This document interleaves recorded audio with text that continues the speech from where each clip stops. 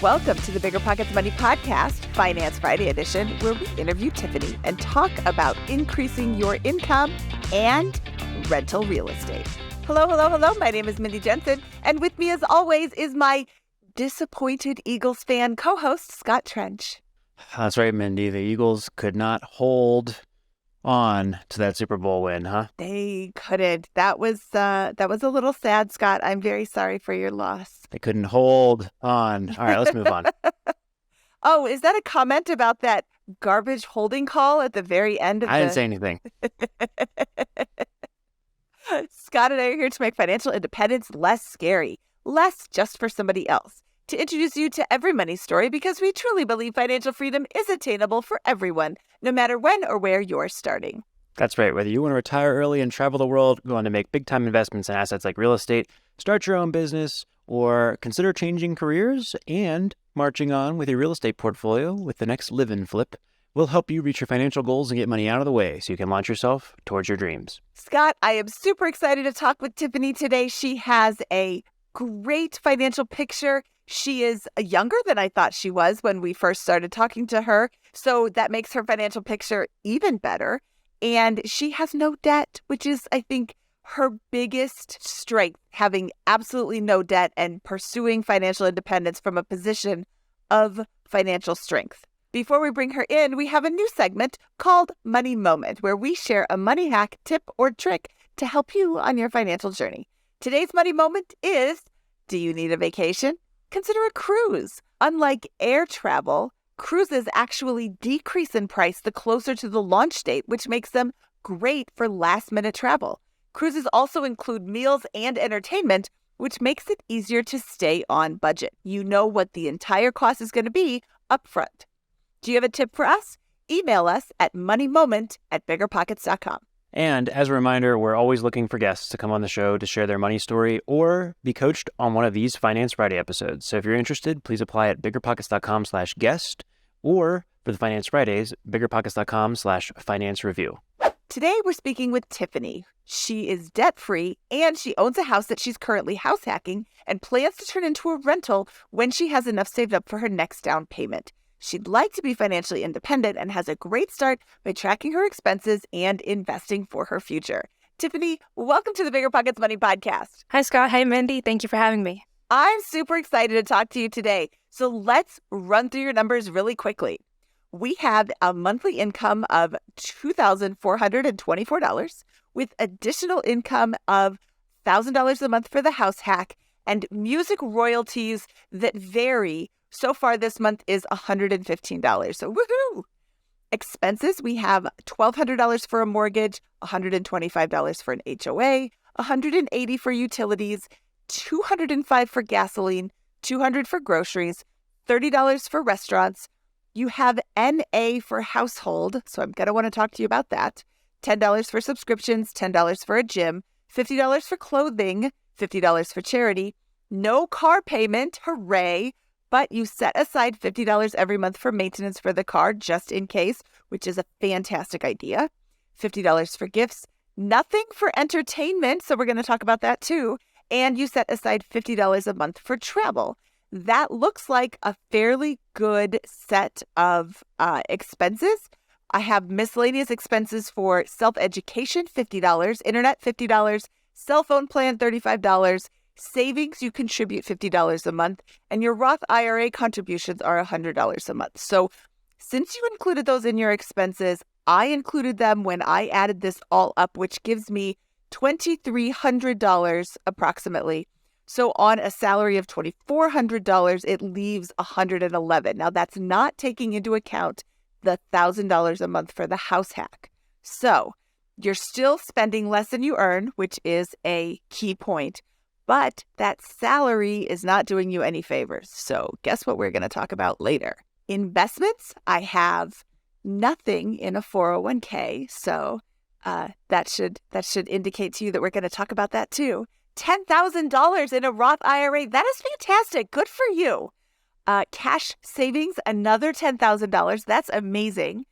$3,000 in an emergency fund on top of cash savings. So that's great. And $135 in an HSA balance.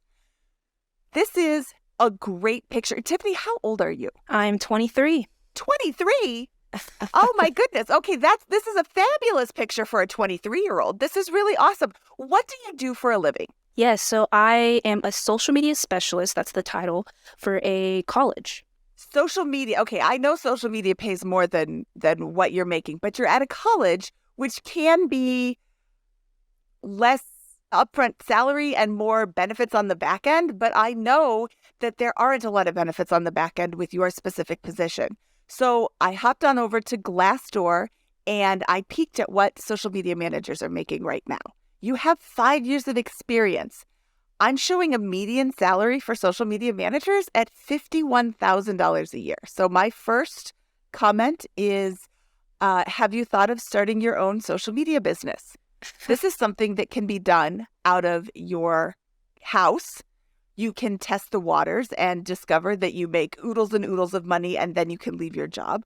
Or you can discover that it's not something you want to do and you want to just go and get your own job. Your take-home pay is $2,400 a month, right? Correct.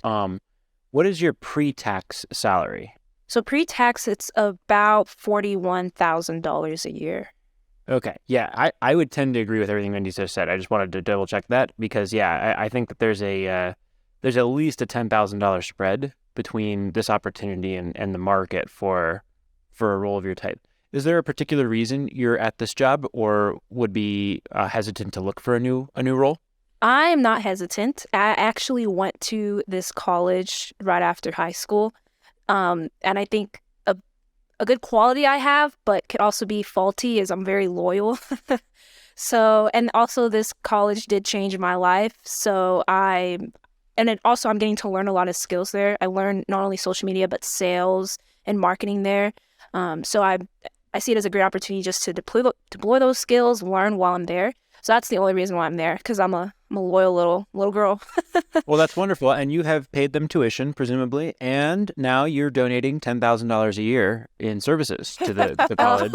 Well, when you put it like that. Right? So you've done a very good job being very loyal there, and I also don't think you have any you owe anything here, given the contributions you've made with that. I don't know what do you like that way to phrase it or put it?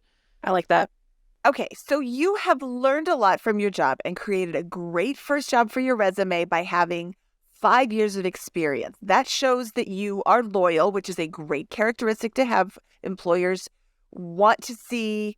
Job hopping isn't such a big issue anymore, but hey, there's this girl who has 5 years at the same company. That's awesome.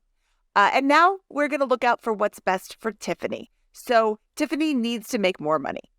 Have you considered striking out on your own? Opening up your own shop and working nights and weekends for somebody else?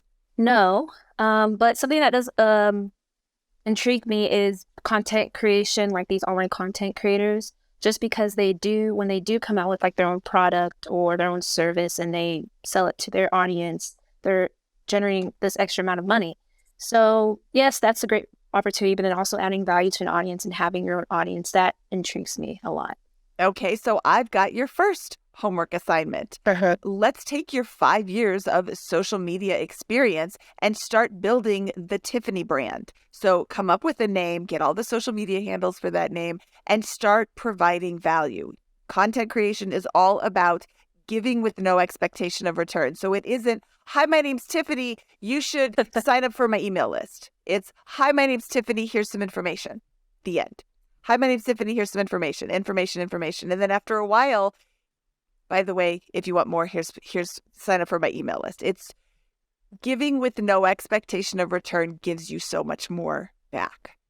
And let's hop on over to Fiverr and see what people are looking for with regards to social media help. Sometimes it's a one-off job. Sometimes people are looking to test you out in order to hire you for a permanent long-term position.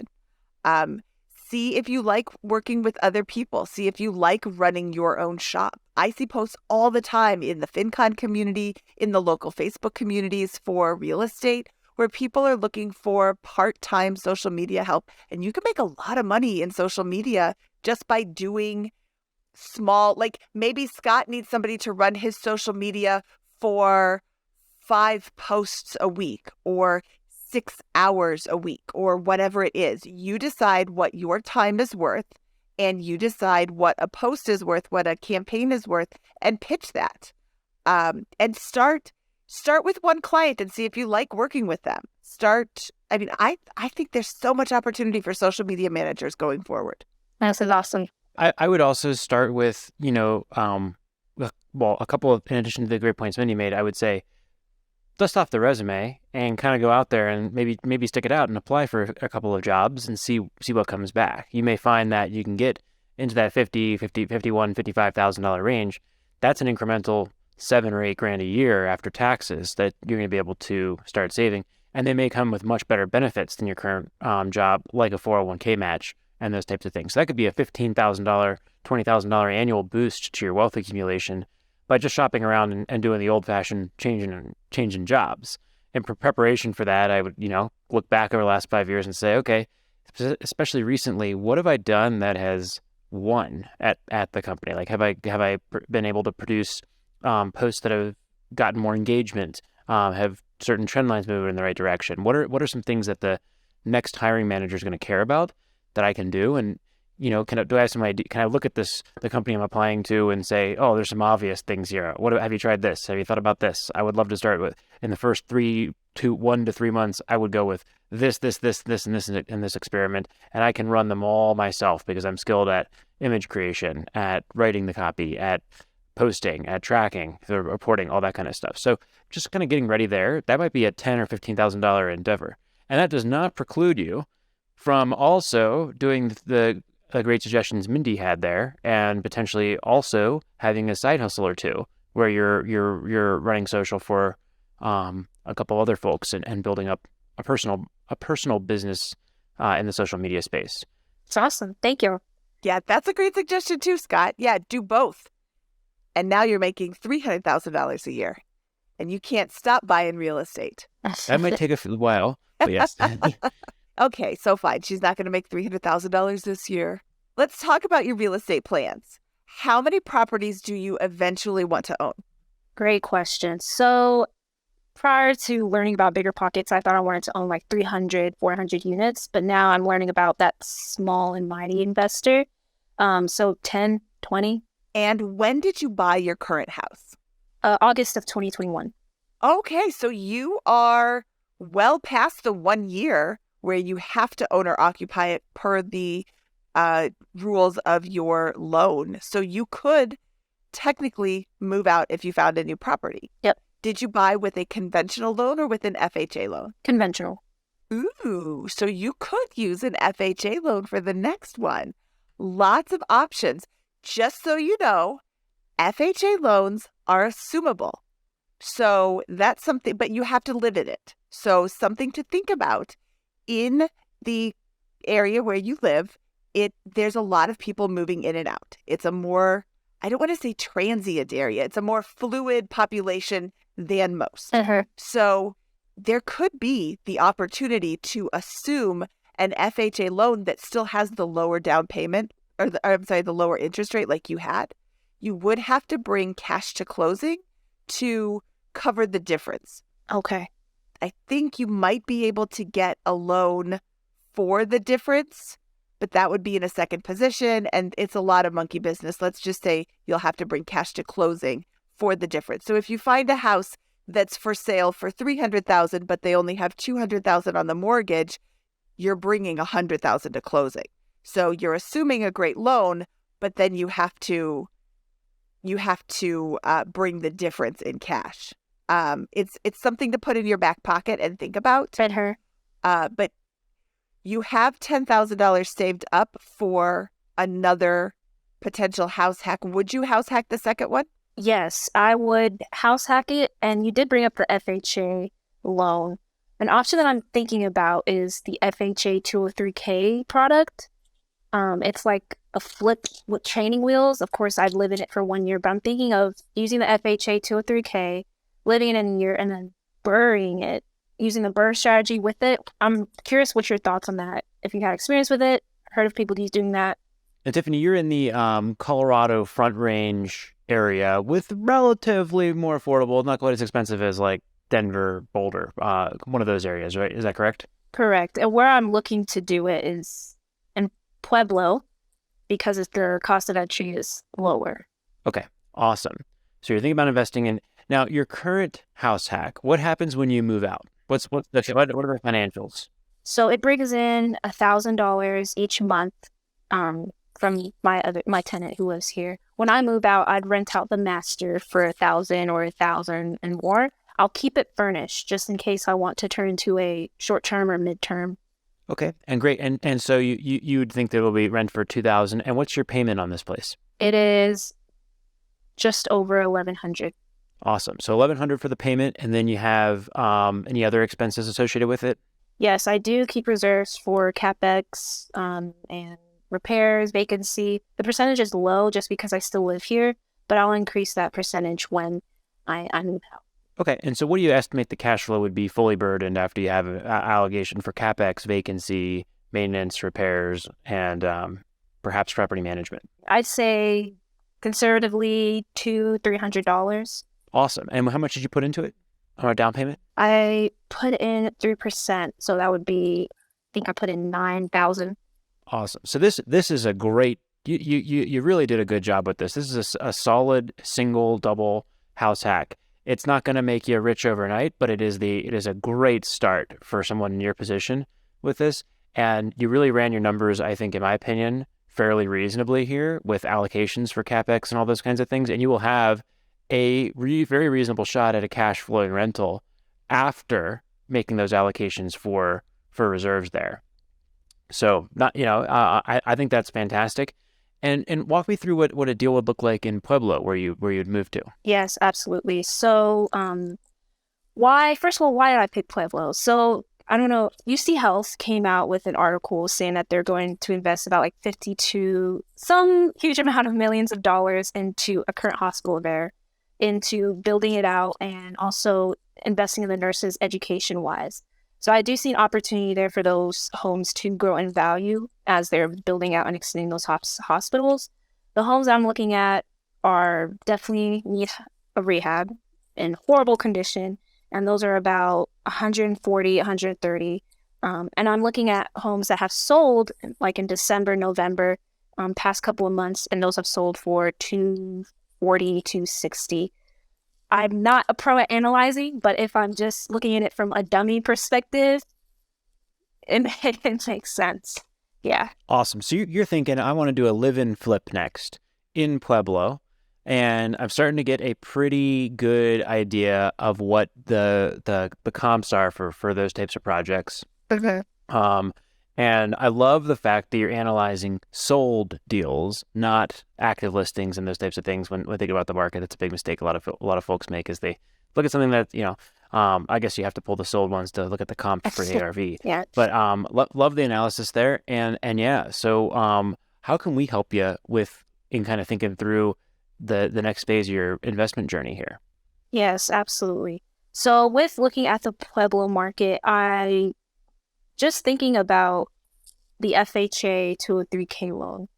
What are like the stipulations there? What cannot do? Of course, I've been all over the BiggerPockets forums just asking people, have you ever like bird with the 203K loan?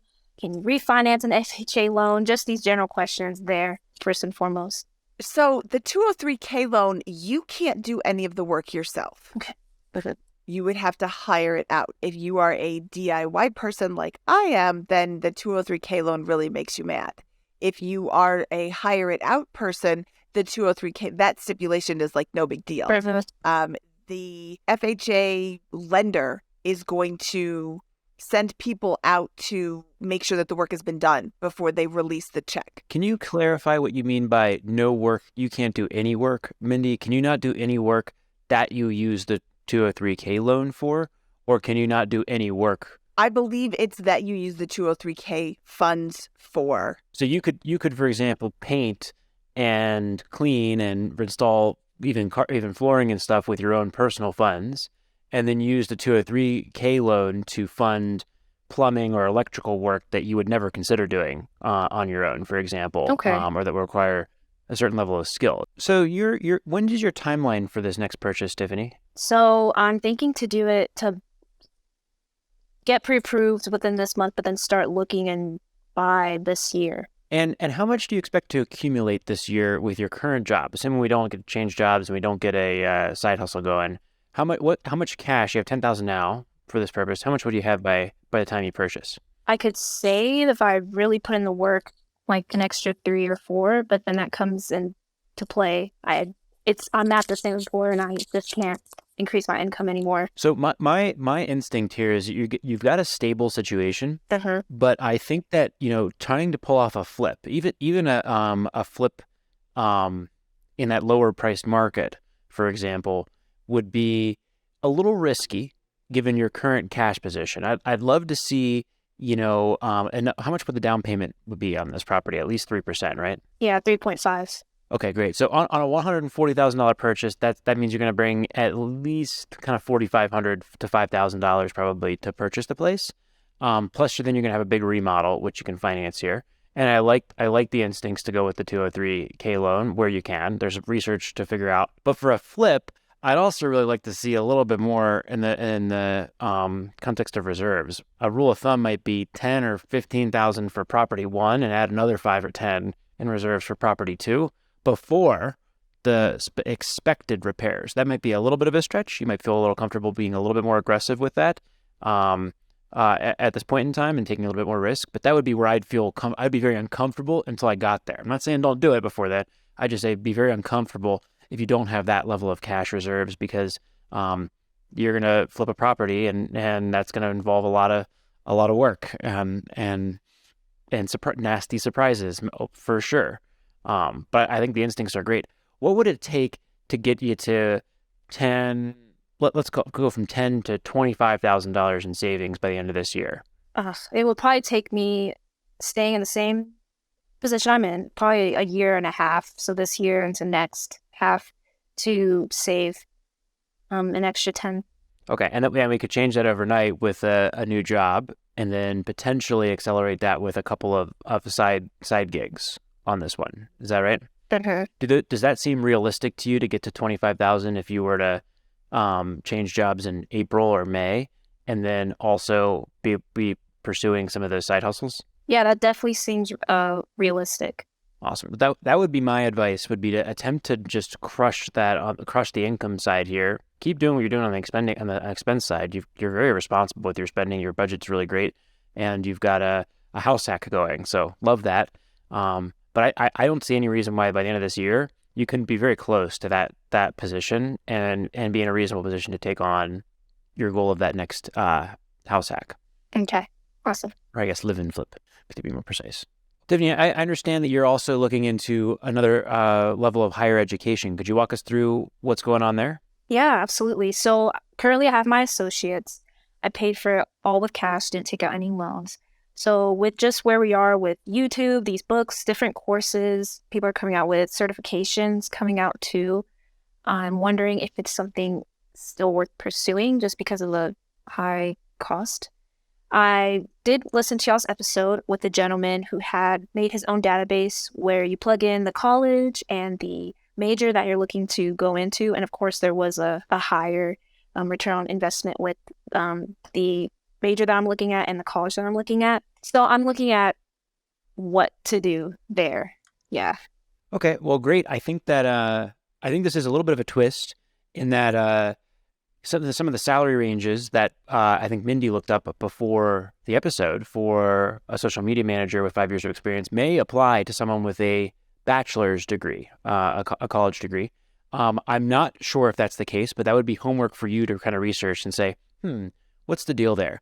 And then when we think about ROI of college, for you, as someone who's already got an associate's degree, you'd have to compare what is the ROI of the degree I'd go into versus the salary I could make in this social media role right now. And there may be a spread with some degrees at some colleges, and there may not be in some other colleges and professions. So I think that's the right way to think about it. the biggest conclusions we got from Mr. Preston Cooper. Preston Cooper joined us on episode 251 of the Bigger Pockets of Money podcast, and he did exhaustive research both on undergrad degrees, and then came back and joined us again to talk about graduate degrees and discuss the ROI on a college degree. And in many cases, it's not worth it. And in many cases, it is worth it. It just depends on what you're studying. So if you're studying business administration, yes, it can be worth it. What do you want to do with business administration that you can't do now?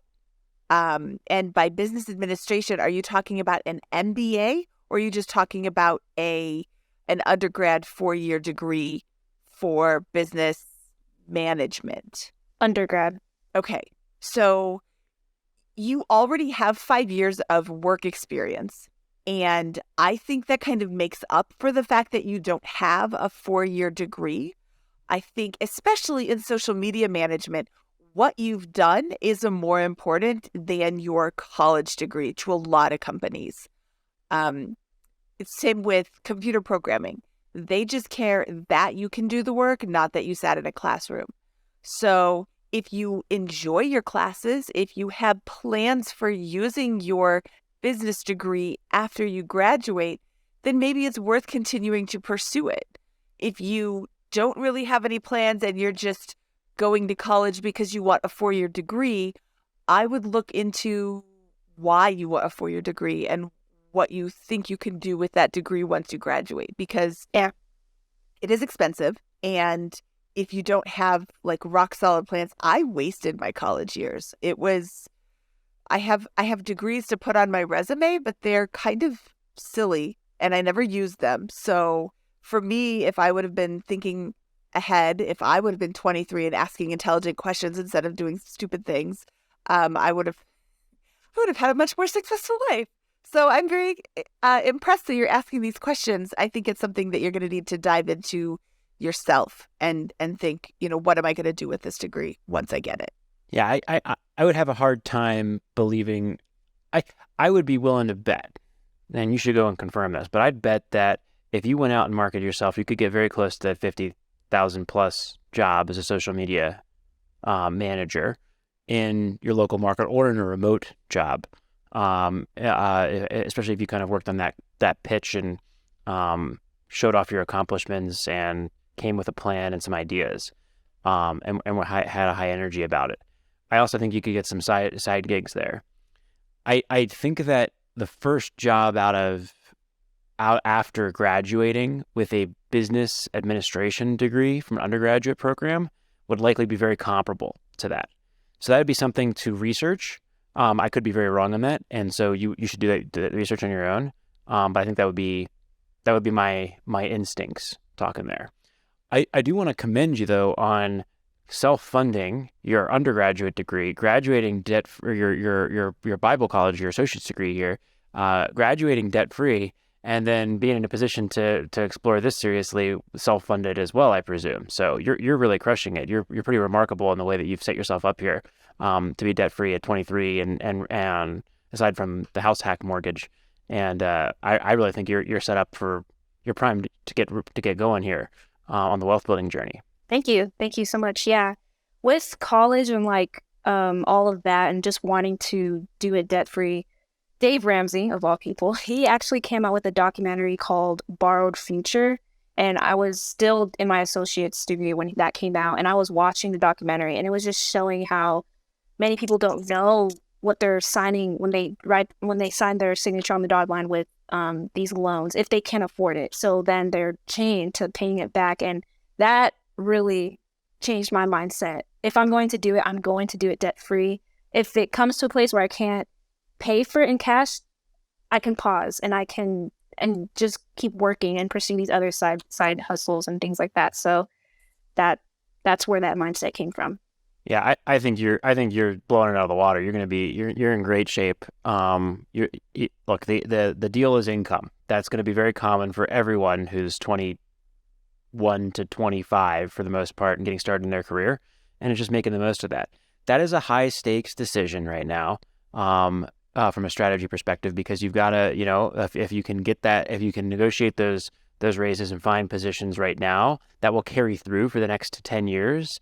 And you don't want to be sitting in a place 3 years from now where you're making 44,000 at the same company, because then it's going to be really hard to make the next jump in there. It'll be much easier if you're able to kind of maximize your income potential now, and that will compound later. So I think that's the big strategy point. But that's really the only major kind of area for improvement that I'm seeing right now in your financial position. You're really responsible with your debt. That mentality and how you funded your college, and learning from that having that concept top of mind. That's not common, and I think a lot of people don't think that through and graduate with a big problem. Like, there's a lot of people out there making $40,000 a year in similar work to you after graduating with their undergrad, who are $40,000, $50,000, $60,000 in student loan debt.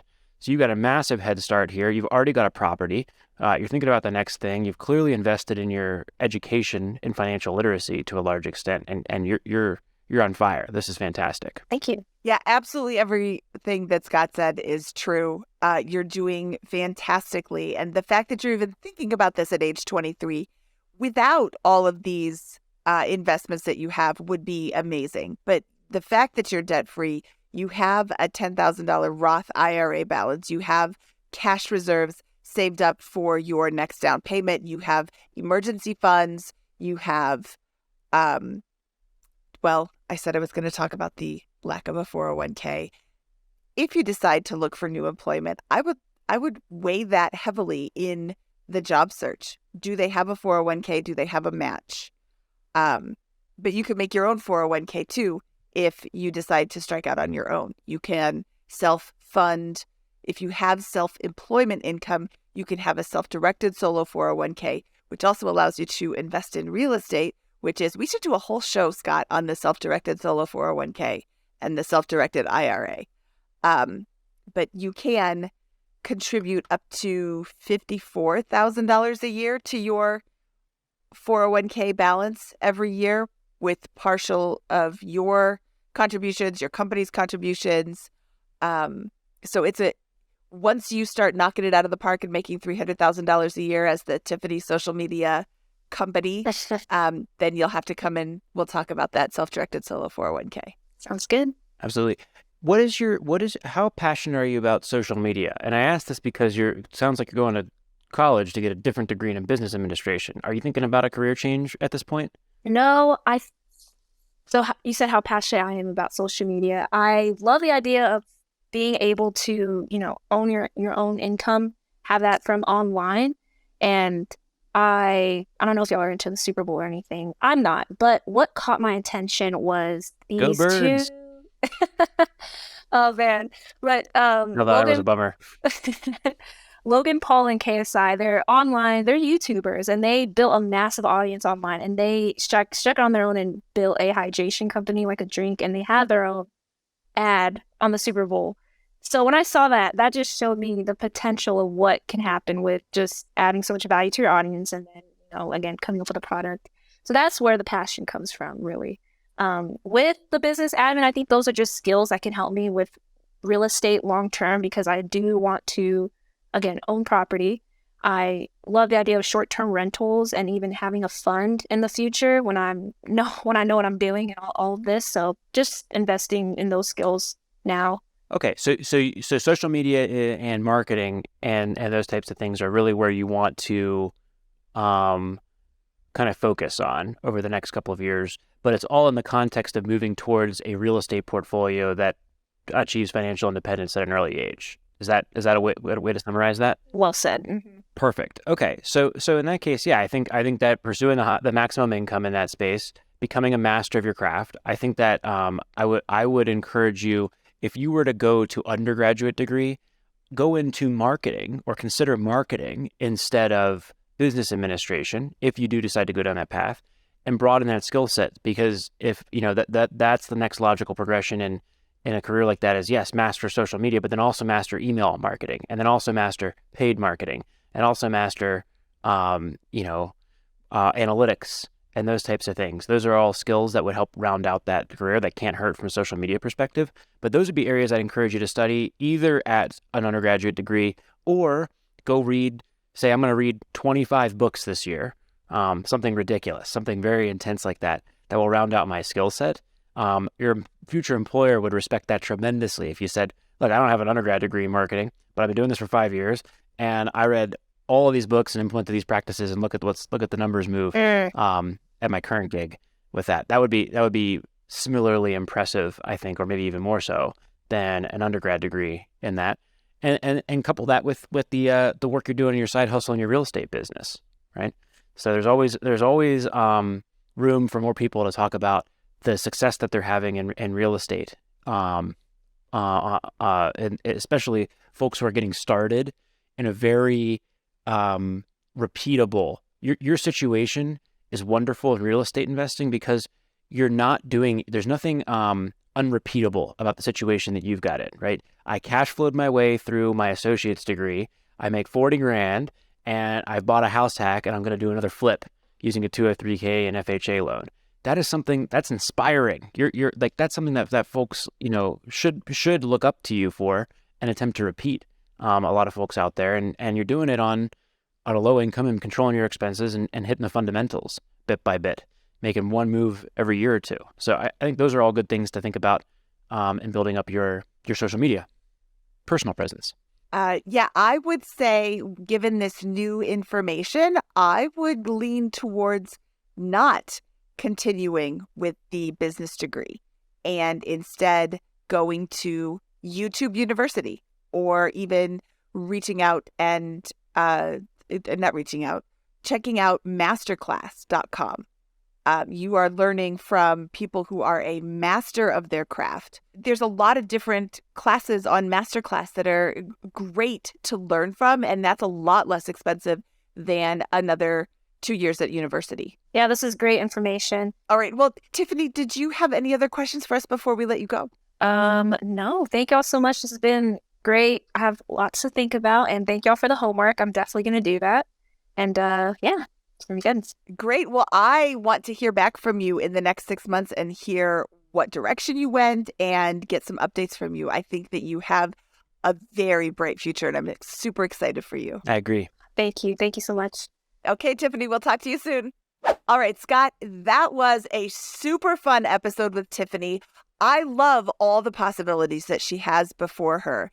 She's in the beginning of the slog where she's now like, which one of these fantastic options do I choose? And I just have to wait until I become financially independent. But I think she has a lot of really great options in front of her. Yeah, I mean, her biggest strength is, Tiffany has a remarkable backstory that got her to this situation and putting herself through college and getting into this position where she's debt free and has a house hack. So kudos to her. She's starting well into the race here to build wealth, as opposed to having to dig herself out of a hole with student loan debt or other types of things. So she's crushing it.